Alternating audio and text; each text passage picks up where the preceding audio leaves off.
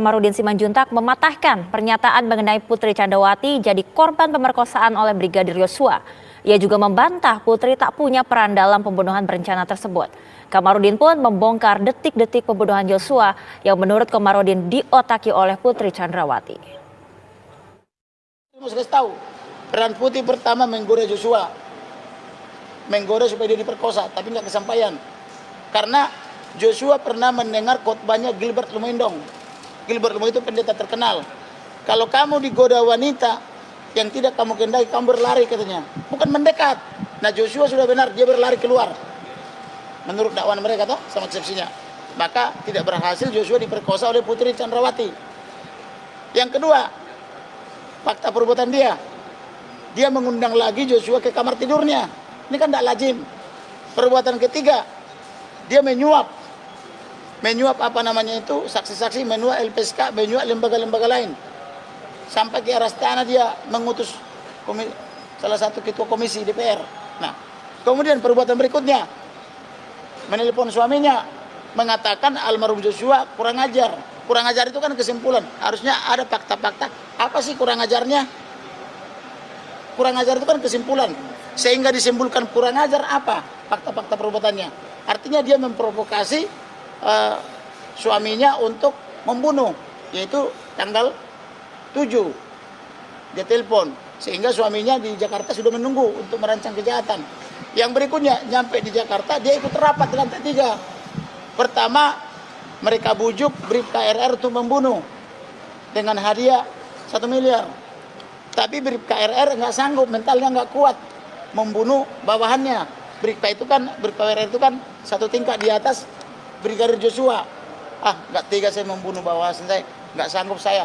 Karena nggak tega, Bribka RR turun ke bawah, disuruh Perdi Sambo. Kalau gitu panggil Baradae. Tapi Bribka RR punya kesalahan. Harusnya, kau lari kau mau diperintah membunuh, harusnya kamu gitu. Atau gini, kalau kau nanti diminta oleh Putri untuk membunuh atau diminta Perdi Sambo, biar dikasih 1 miliar 2 miliar, kau jangan mau. Harusnya kan begitu. Tetapi dibiarkan. Aku dipanggil dalam rangka apa, Bang? Nggak tahu aku. Maka dia naik ke lantai 3. Karena dia sendirian dengan pangkat yang paling rendah di kepolisian sebagai Barada. Kau bunuh ini ya, aku kasih 2 miliar ya. Kan gitu. Atau aku kasih 1 miliar ya. Yang saya tahu sih 5 miliar ya janjinya.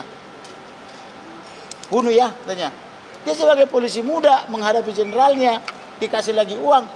Dia bilang siap. Artinya Putri ikut merancang pembunuhan itu dan ikut menyiapkan uangnya. Ya ada perannya jelas. Menyiapkan uangnya dan merancang pembunuhannya. Kemudian mengajari Perdi Sambo untuk memakai sarung tangan supaya tidak ada jejak mesiu. Lalu berangkat bersama-sama ke rumah rumah Duren 3 dari Saguling. Kemudian dia membujuk Joshua supaya ikut ke sana karena Joshua nggak tahu apa-apa. Maka ketika tiba di rumah Duren 3, Perdi Sambo mengklarifikasi ke almarhum, kau kurang ajar kau katanya sama istri saya. Karena dia tidak mengerti arti kurang ajar ini. Kurang ajar bagaimana komandan? Kan gitu. Karena dia tidak mengerti kurang ajar bagaimana, dianggap sebagai pembangkangan. Siap, kurang ajar bagaimana komandan? Kan gitu. Dan dia tidak tahu kurang ajar bagaimana. Tapi dia langsung ditembak, dihabisin. Ditembak oleh Baradae, ditembak juga oleh Perdi Sambo dengan gaya tembakan execution style. Execution style itu cara pengecut begini loh. Jadi orang sudah minta ampun atau sudah disuruh berlutut begini, ditembak dari belakang. Itu gaya teroris. Jadi Perdi Sambo ini diduga teroris dan pengecut. Karena kalau dia tidak pengecut, itu macam koboi tembak menembak. Yang satu dikasih tembakan, yang satu lagi kasih tembakan, lalu tembak menembak. Itu koboi, pemberani. Tapi kalau ke pengecut, yang satu diikat atau disuruh berlutut lalu ditembak, namanya execution style.